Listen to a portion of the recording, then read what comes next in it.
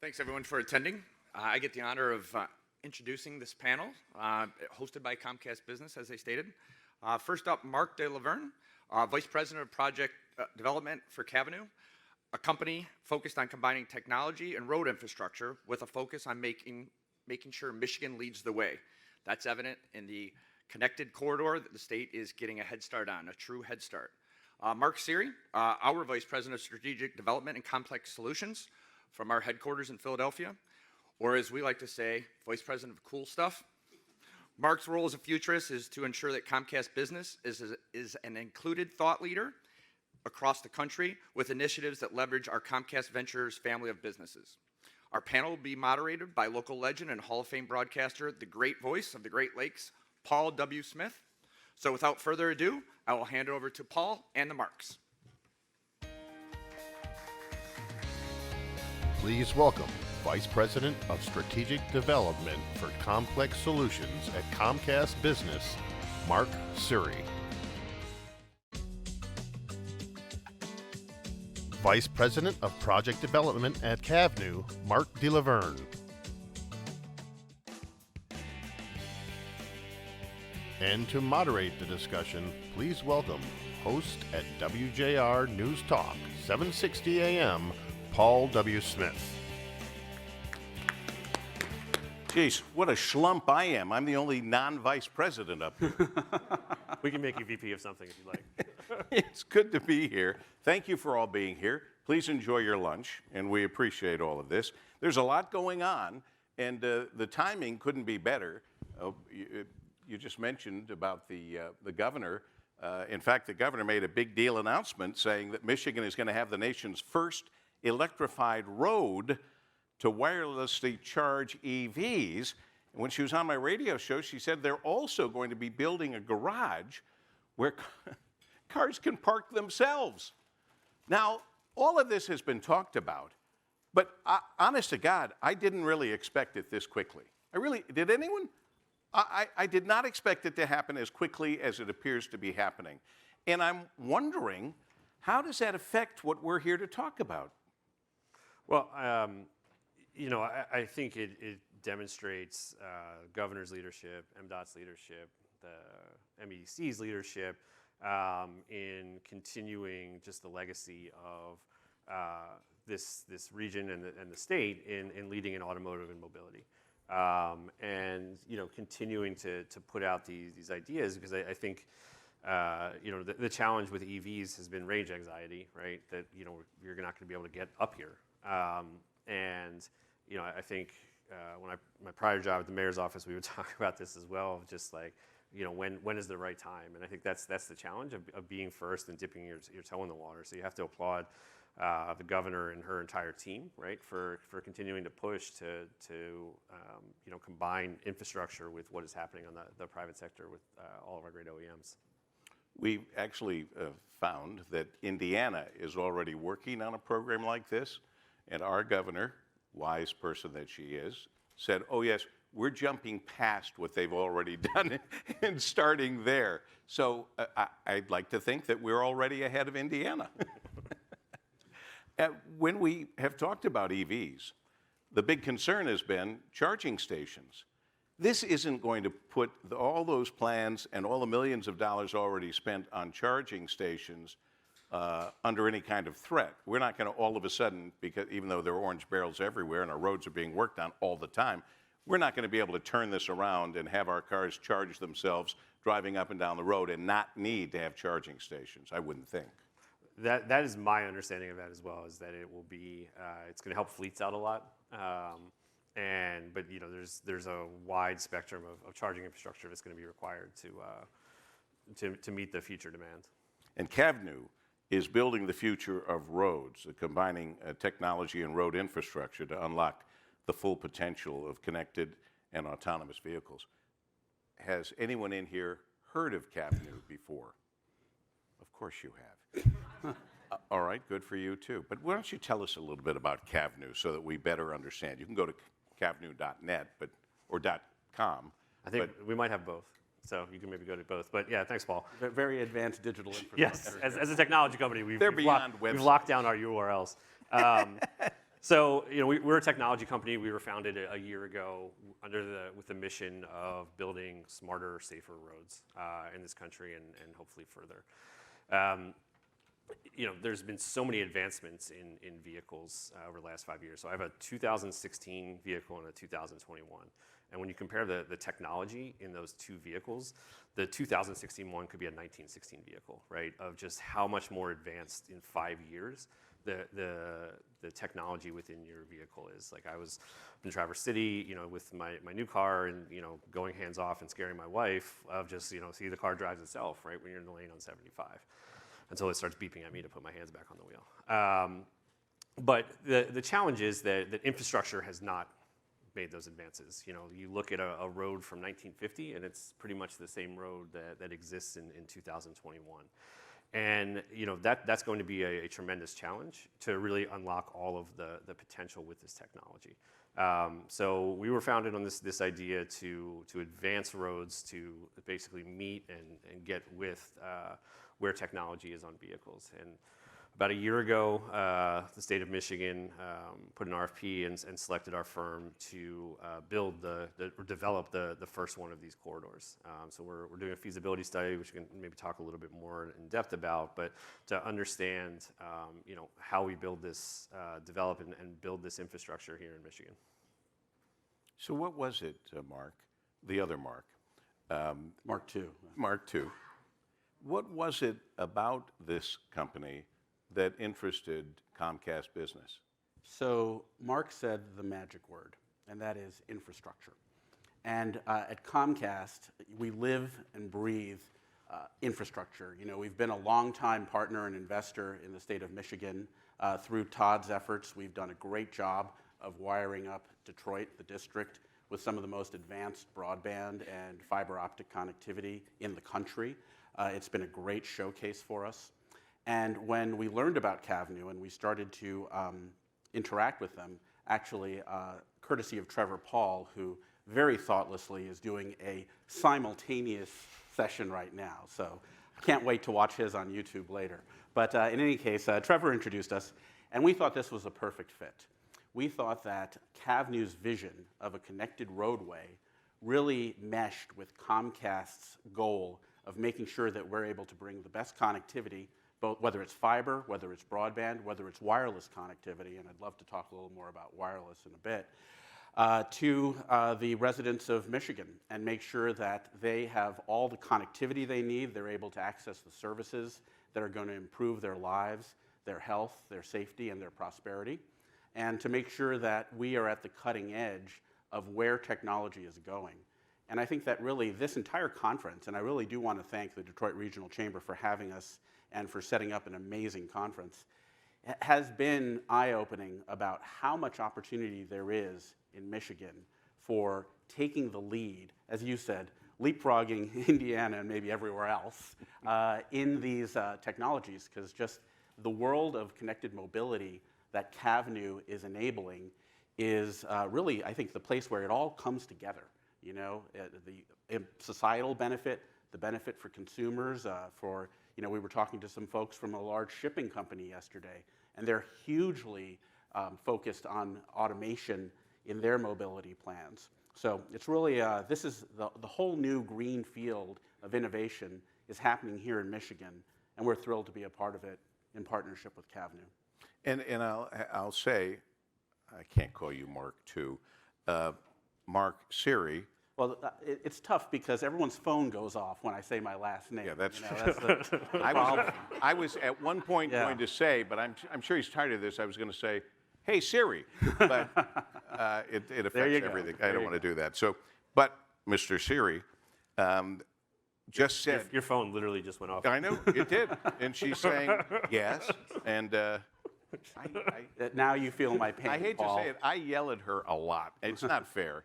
But she horns in on virtually everything I do when I never even say her name. Yes, I didn't talk to you. Just trying to be helpful. Anyway, we'll love the help. Mr. Siry just said the magic word infrastructure.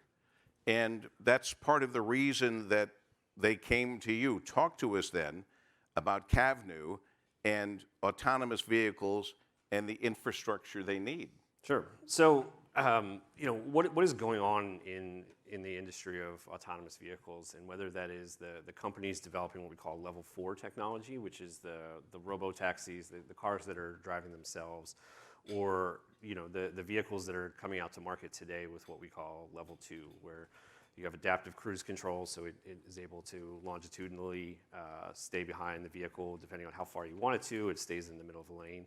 Is amazing, right? That you can have all these features and they're at our tips, and it can drive itself. But the challenge is that driving a vehicle is very difficult. Like what we do, there are just so many decisions that we make, and there's probably sometimes as humans that we shouldn't drive, and we continue to do so because the conditions are so difficult. So what happens is with these technologies, they do what's called disengagements, right? Where something happens on the road, and whether that's a vehicle cuts right in front of you, right? And it's just too fast for the technology to react to things like black ice, right? And basically saying that the road surface is now too slippery, and you need to put your hands back on the wheel. That will continue to occur, right?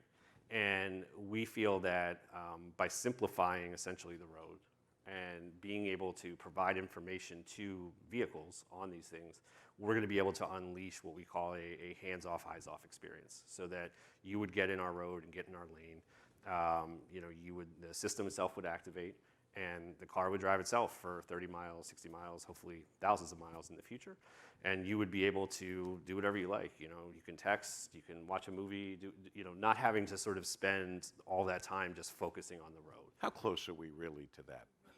Closer than you would expect. Really? I think that the way that we're addressing this challenge is through a combination of both infrastructure and technology. Like there are some things on infrastructure that you can do to start to address some of these disengagement issues, and then the other set is technology. So we're essentially building what we call a digital twin that will basically be the smarts of what's happening on the road.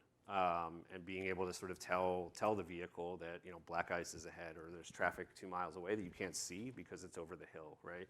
Being able to provide more information to the vehicle and making it much simpler, will be able to unleash all these benefits. And we work closely with pretty much all the major OEMs on what we are developing, because the goal is not to sort of develop our own product and then have everybody, all those working on the vehicles say like, it doesn't work, right? Like we need our roads to work for the companies. And it's also been exciting for them though, because they've never been, for 100 plus years, right? They've said a lane is 12 feet. I'm going to build a vehicle to fit in that lane, and people are going to drive it, right? Now it's their opportunity to be able to say, like, here are the things on infrastructure that we could actually use to solve some of these problems. Some of them are really basic, right? Like filling potholes, making sure the lane striping can be seen. But other are much more complex. The black ice being a tremendous one. So being able to provide that reliable infrastructure, and even if it's just 30 miles on Interstate 94 or 20 miles on Michigan Avenue, begins for them to be able to say, like, this infrastructure is existing, and now we can make this vehicle even better than what you have today. I failed to mention, and I even put one of these cards up here to remind me, and I still failed to mention, you have cards on your table. Please, we will have questions and answers, and to facilitate that, if you think of a question now and you can't ask it now, write it down on the card. Make sure one of our people come around and get that card, and then we'll get the question asked before we get out of here. So please, don't hesitate. Write some questions down, and I promise you we will do our best to get to all of them. Why did Cavnue choose Michigan for this first project? Did you have an inkling of what the governor was doing, having the nation's first electrified road to wirelessly charge EVs? Did you have an idea this was going to happen? Why did you choose Michigan? So, Michigan was chosen basically because the leadership, it's taken forever. The state was very forward with regards to its original autonomous vehicle policy that it passed in 2016. And mobility and AVs is a pretty bipartisan issue in Michigan, right? Like, whether, depending on either side of the aisle, I think everybody realizes the need to continue to innovate in the space to keep this industry here. So, it's a government, particularly with Governor Whitmer, that has demonstrated the just like the announcement today, right? Willing to be first, willing to be like what we call bleeding edge, right? There's lots of DOTs that we talk to that talk about like we're leading edge, but we don't want to be bleeding edge. I think Michigan has demonstrated time and time again of being on the bleeding edge of these opportunities, and that was the type of government partner we were looking for. All right, let me switch over to some more information from Comcast Business, Marc. Along with the pandemic, we've had a chip shortage that we're very aware of in the auto industry and many other industries. How did both of these really, affect your connectivity business, and how did you respond to that situation, those situations? Well, I think everybody here had to respond in their own way, and it was a very challenging time, regardless of the type of work you were doing. But certainly, for people who were used to going to an office and traveling and commuting, and then suddenly finding themselves at home, suddenly their internet connection became their lifeblood, really, for a lot more. And so what we saw in the network was that in the space of 4 months, we experienced 2 years' worth of network usage growth. And so it was really compressed. Now, luckily at Comcast, we're always investing in the future. We're staying ahead of that capacity. So the network responded great. Now, one thing I will say is that I think most people assume that the Zoom calls were the things that clogged everyone's internet lines and shot up the bandwidth usage. That didn't actually turn out to be the case.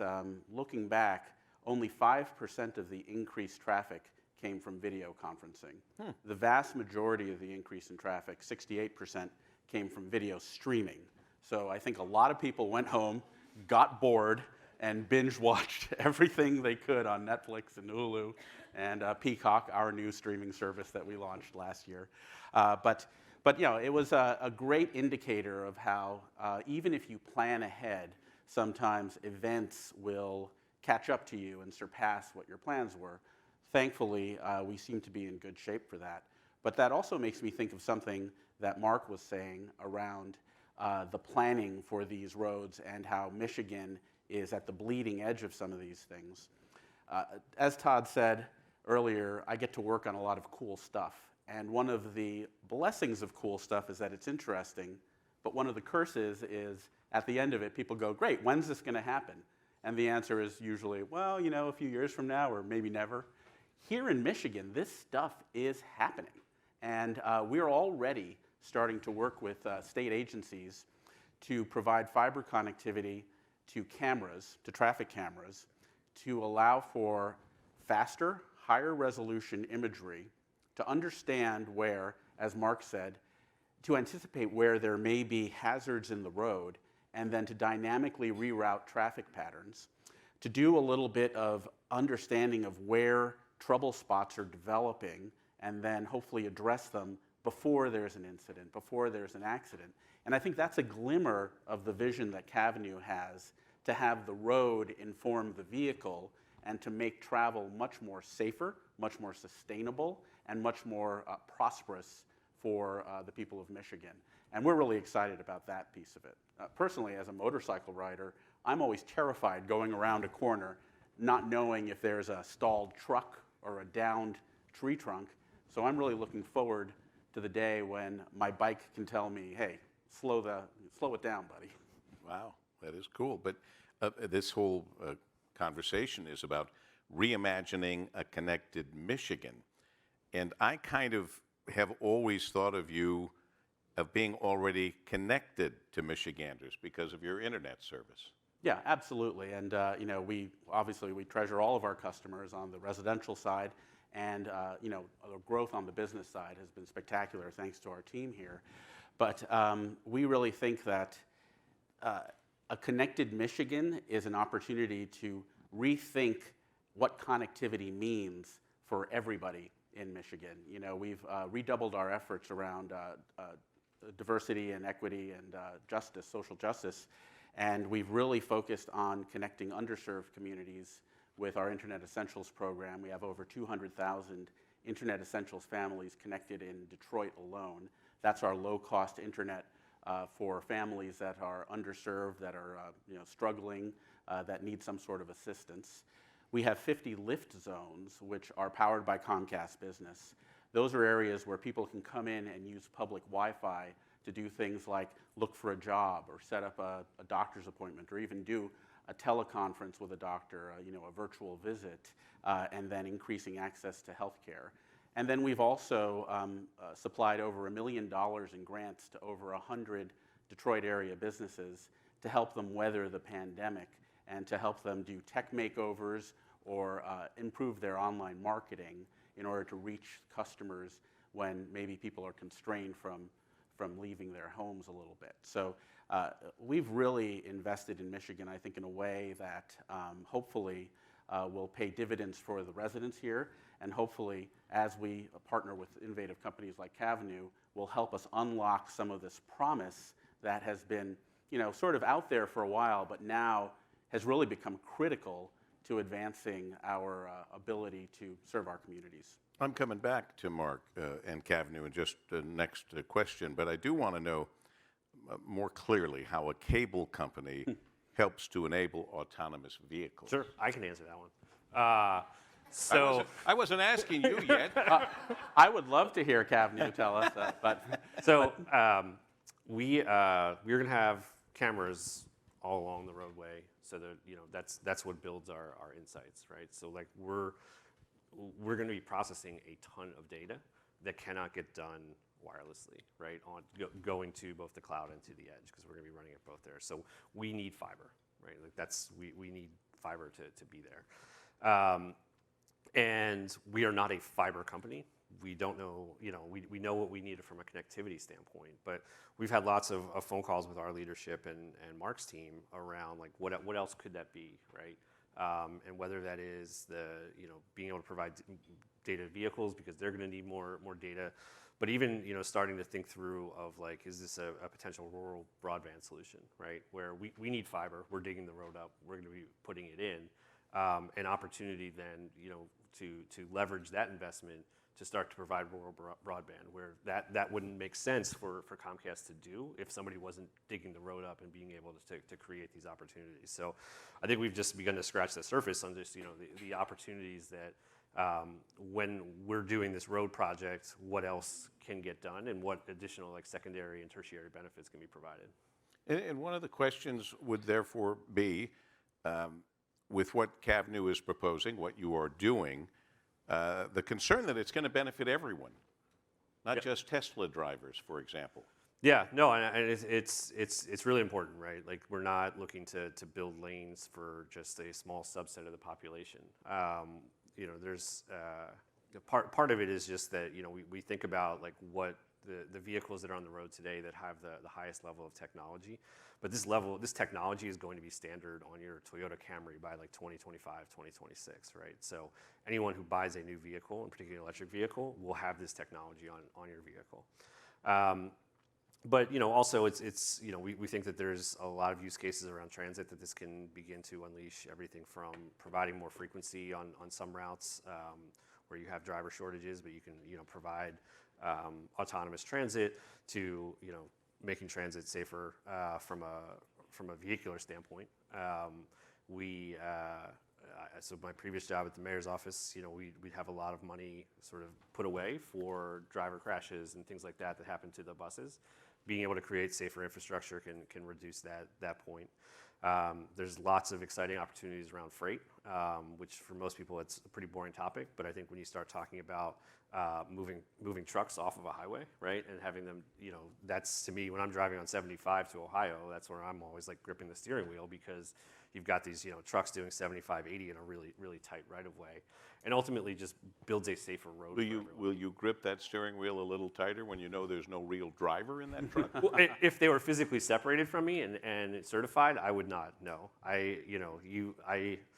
So I've watched a lot of videos of cars and trucks like just swerving on the road now, just so that we like get used to the disengagements. And now I just notice it all the time when I'm driving, just seeing like a truck like move over like 6 inches that could be 12, realizing that they're catching themselves. So, that's a really hard job, right? And the strains of it and the amount of freight demand that has increased, right, as we've been at home and just seeing the truck volumes is, there's even more pressure on that profession and being asked to do more. And I think this is a technology that continue to meet our future demand, but also hopefully make that job a little bit easier for folks.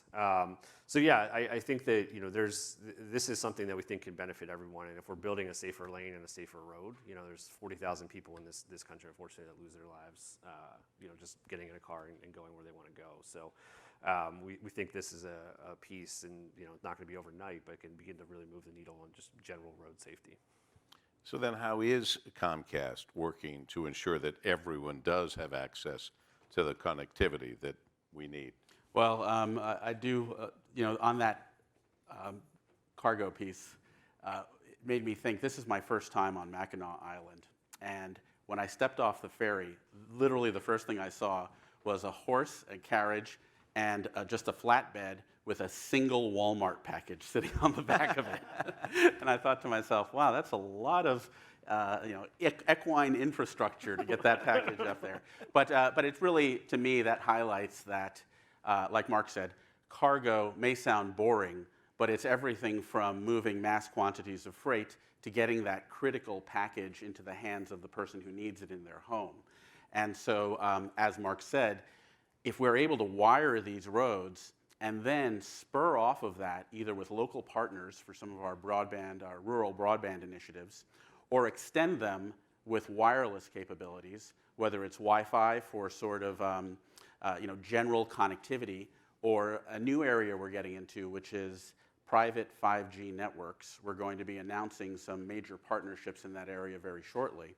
But one of the most interesting use cases to us is the sort of stuff that Marc was talking about in Cavnue. Where the wires can't reach, you can fill those gaps with private networks that are secure, that are fast, that have low latency to help with collision avoidance with machine vision, and extend that access to people who may be off the beaten path a little bit.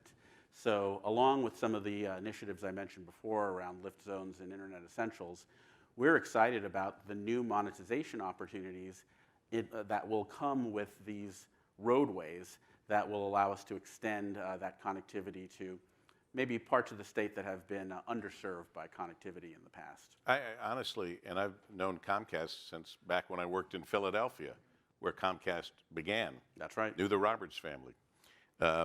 And I've never thought of Comcast basically helping keep Michiganders safe and healthy. You have other assets that are helping do that. Can you tell us a little bit more about that? Absolutely. What's interesting is that most people's experience, if you're a Comcast customer, and if you are, thank you very much, most people's experience is that cable box. And we love our cable infrastructure, we love our voice remote, but really the Comcast portfolio is much more than that. We have theme parks, we obviously have our content business, we have our labs division that is pushing forward a lot of the state-of-the-art of technology and things like telepresence and in connectivity and network design. And so we also have significant investment in digital health. And this is an area where mobility crosses over into health and safety as well. Cavnue told us about, or maybe it was Trevor who told us about a project that was using autonomous shuttles to help seniors reach their medical facilities. And that, to me, is it's an amazing byproduct of what you think autonomous mobility is about. When you think about allowing seniors to reach services that they may not normally be able to reach because of mobility issues or access issues. We've also invested in a digital health company called Quill, which is going to be using this same connectivity and this same infrastructure to create a virtual health experience in people's homes. So I think that, as we think about how mobility and connectivity work together to keep people safe, we really have to think about those sort of byproducts that come with it, as Marc was saying, where because this primary driver, no pun intended, of wiring the roads allows us to bring this connectivity out to the communities, we're going to be able to hang all these other services off of it, whether they're wireless services, digital health services, or just better internet for your streaming. I see some questions coming our way soon. That's excellent. We'll get to those in a moment. But I guess I'm not putting you on the spot, but I am asking when we will be on our first Cavnue road. When would that be open for us to experience? So right now we're about halfway through our initial feasibility study with MDOT to see if there's a there here in Michigan. I'm pretty confident there is, but the director's not here, so I can't get him to say yes. You can say whatever you like. We're working with MDOT. They just are a fantastic partner coming up with ideas. They actually sort of suggested this idea of looking at the I-96 express lanes as a way where we can sort of start to first just hang some cameras and teach our machines and have them learn, but then ultimately beginning to look at that as someplace where we could do testing and beginning to sort of pilot this out, and so that we're comfortable, the OEMs are comfortable, the MDOT is comfortable, and hopefully we'll be getting something with MDOT shortly on there. And then, our goal is to get something done as quickly as possible. When the governor said she would fix the damn roads, she was not kidding, because it seems like every road in Michigan has a major reconstruction project over the next 2 or 3 or 4 or 5 years. And obviously, we're not going to build something and then have it get torn up in 2 years, right? Because it's not a good policy for us, or just a general practice. So figuring out like how we begin to really integrate with some of those projects we're still thinking through. But goal is to have something on the road in the next like 3 to 5 years. And what we haven't even touched on, and maybe we all take it for granted now because we've heard it so much. Tom, certainly in your practice, the biggest problem on the roadways, human error. And all of this we're talking about is doing away with human error. Doesn't mean there won't ever be another accident or problem, but the reality is, from a percentage-wise basis, we are going to be doing away with traffic fatalities, which is huge. Yes. We don't even talk about it anymore. We bury the lead a lot on just the safety aspect of this, but just and we do take it for granted at this point, right? That crashes and people die, and we turn a blind eye to it. If we said that 40,000 people die every year from drinking bottled water, we wouldn't drink bottled water anymore, right? Like, please don't say that. But you say 40,000 people die driving, right? And it just we don't bat an eye. We seem to have decided it's an acceptable cost. Yeah. But I love your vision in that, where you keep a separate road and a separate lane, and it's well controlled, and you take a lot of that variability out of it. And I think that one of the things you think about is vehicle-to-vehicle crashes, but also pedestrian fatalities is a huge problem in our cities. And so I think that if you're able to segregate that traffic a little more, as Cavnue's vision is, then you're going to take a lot of that out of the equation too. And you'll make people healthier. There'll be better places to bike ride. People will be able to walk more safely. There'll be more open public spaces. I think it's a really great future that hopefully is coming our way.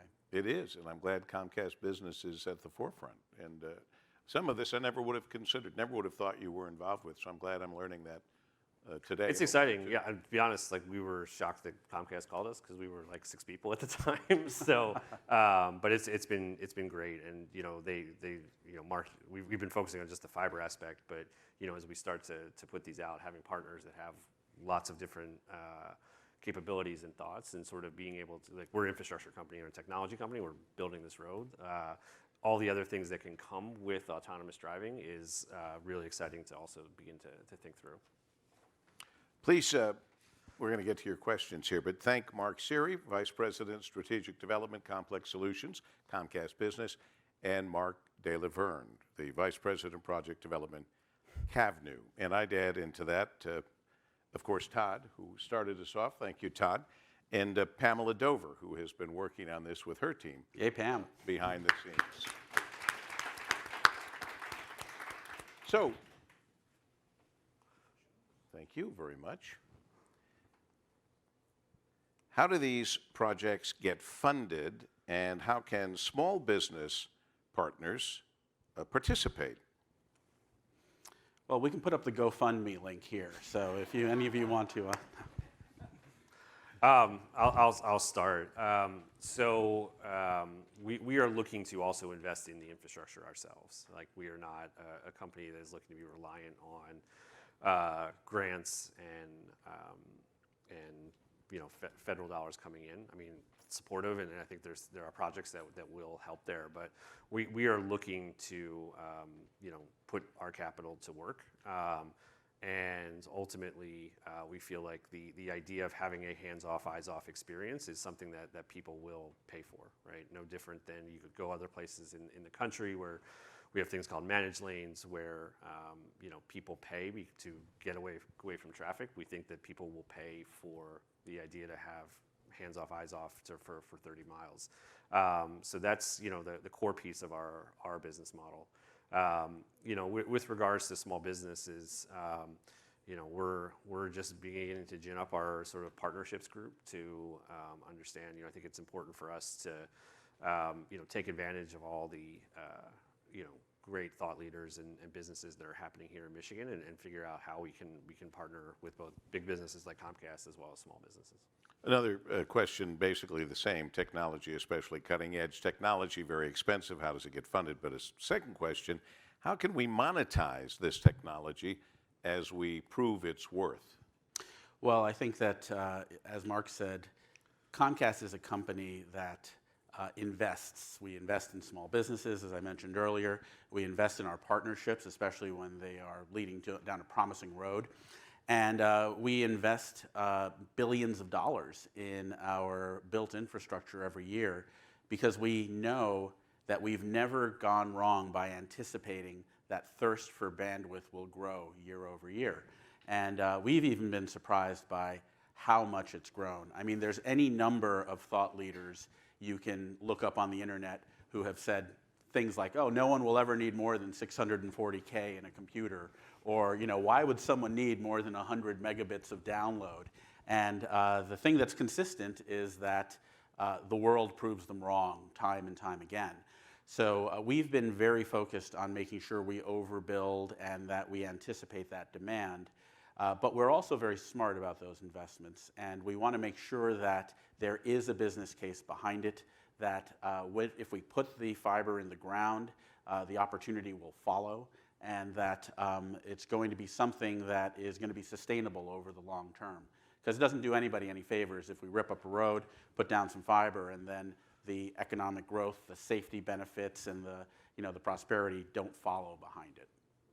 Here's a nice, well thought out question. Long one, but well thought out. Comcast support of Detroit students during the pandemic, significant.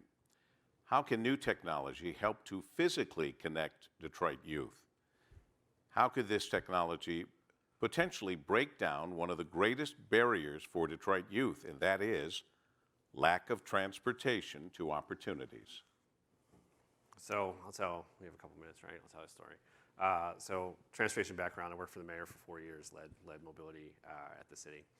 And one day, mayor calls me in the office and is like, I want you to design a school bus route. And I was like, I don't know how to do that. And then spent 4 months of my life stressing my gourd out that we were going to lose a child, right? Because school bus transportation is really, really hard. And have had lots of conversations with DPSCD, and this is the hard thing, right? It's the hard challenge of you have a city of 139 square miles. We made a lot of investments in transit. The mayor continues to do that, but if people are not going to their neighborhood school, right? Like you live on the east side and you're going over in the west side, or even like River Rouge or things like that, right? It's a big trip, right? And if you're taking public transportation, it's potentially like 2 trips and a 2 hour plus. And I think this is one of the big challenges to continue to think through and hopefully develop innovative. And I think that the mayor, the folks at DPSCD investing in local schools. I mean, the easiest answer is, right, just being able to walk to school and sort of having your neighborhood school close. And that's a very simplistic answer that does not work, and for a variety of reasons. But yeah, I mean, the idea of being able to sort of create this overall seamless and mobility on demand type idea would be fantastic. I'm not sure how comfortable I'd feel just putting my 7-year-old in a pod and just shooing her off, but at the same time I get nervous about being on the highway with her because it's just that thing. So it's hard. I don't have answer. It's one of these things of student transportation, and how you can solve it. And hopefully, this is a technology that can at least sort of start to make gains over time. Go ahead. I'm just going to say, I'm going to guess my boys would love to be in an autonomous pod because they wouldn't be hectored by me all the way on the way to school, like, how's it going in social studies and all that. So, if they're watching, they're going to be demanding this from me when I get back home. But I completely agree. The opportunity here is to have more of an optimized and hopefully equity-focused transportation system that's technology-enabled, so that you can do these things where you're maybe spreading some subsidies and doing some fractional billing to help people access services in a more equitable way. Less than 2 minutes. Fiber networks are great and economically feasible for urban and suburban areas, but not for most rural areas.